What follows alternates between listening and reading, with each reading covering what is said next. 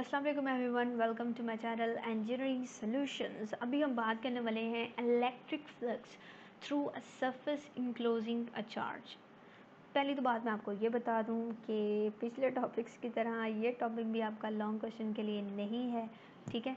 इसमें आपको एक शॉर्ट क्वेश्चन आपको मैं इसलिए कह रही हूँ क्योंकि आपको एंड पे जो आपकी फाइनल एक्सप्रेशन निकलती है वो इम्पॉर्टेंट है, उसको याद रखना। ये वाली ठीक हो गया इस तरह से। सो आप इसको लॉन्ग के लिए तैयार नहीं करने वालेंगे, आगे जो आ रहा है वो इम्पॉर्टेंट है, वो आपको बता देंगे।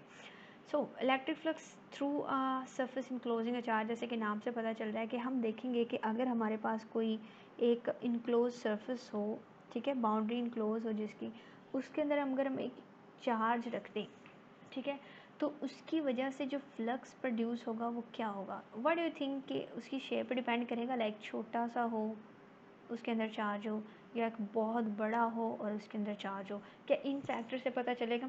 इसी चीज़ को वैल्यूएट करने के लिए इसकी डेरिवेशन की गई है। उसने यहाँ पर एक सरफेस लिया है, कर्व सरफेस है, सर्कुलर, जैसे कि आप देख सकते हैं, इसके अंदर एक चार्ज रखा है। तो उसने पहले बात की है कि अगर हम यहाँ पर फ्लक्स पहले कैलकुलेट करें, क्योंकि कर्व सरफेस है तो उसने उसको एक नंबर ऑफ़ पार्ट्स में डिवाइड कर दिया ताकि हमारा जो एरिया है वो फ्लैट बन जाए। एरिया को फ्लैट कंसीडर करने के बाद उसने यहाँ पर उसके अंदर से जो है वो देखा है उसने कि हमने इसको एन एरिया में डिवाइड किया है और उनमें से इतनी हर एरिया में जो इलेक्ट्रिक फील्ड जो है वो पास आउट हो रही है। फ्लक्स जो होगा टोटल वो इनकी डॉट प्रोडक्ट का समेशन आ जाएगा। फिर उसने बात की है जी यहाँ पर कि जो डायरेक्शन ऑफ इलेक्ट्रिक इंटेंसिटी जो होगी और vector area is same at the each patch.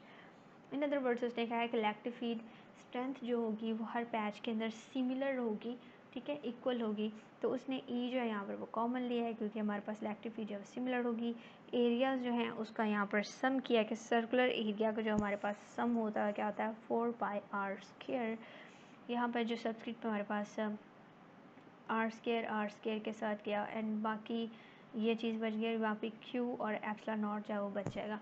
So and पे जो उसने इलेक्ट्रिक फ्लक्स की वैल्यू निकाली है कि अगर हमारे पास कोई भी सरफेस हो, किसी भी शेप का हो, किसी भी साइज़ का हो, अगर उसके अंदर हम एक कोई भी चार्ज रख दें, यूनिट चार्ज क्या होता है एक्चुअली, यूनिट चार्ज होता है पॉजिटिव या नेगेटिव चार्ज हो, लेकिन उसके ऊपर जो चार्ज की क्वांटिटी हो वो बस क्या हो कि ज़ीरो से थोड़ी सी ऊपर हो, वो मेजरेबल हो, बहुत ज़्यादा चार्ज नहीं होना चाहिए आपका, ठीक है, ज़ीरो समथिंग 0 पॉइंट समथिंग हो, बहुत ही कम हो।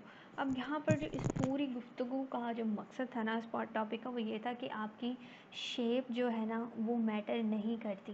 क्या मैटर करता है, यहाँ पर आप देखें क्या चीज़ है, यहाँ पे क्वांटिटी ऑफ चार्ज क्यू के अंदर हमने कितना चार्ज जो है वो रखा हुआ है, ठीक है।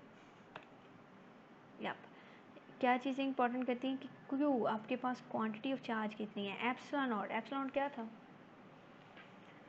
Permittivity of free space. यहाँ पर भी हो सकता है, साथ में इसके ई आर भी आ सकता है, डिपेंडिंग अपॉन के हम मीडियम अंदर क्या यूज़ कर रहे हैं, ठीक है।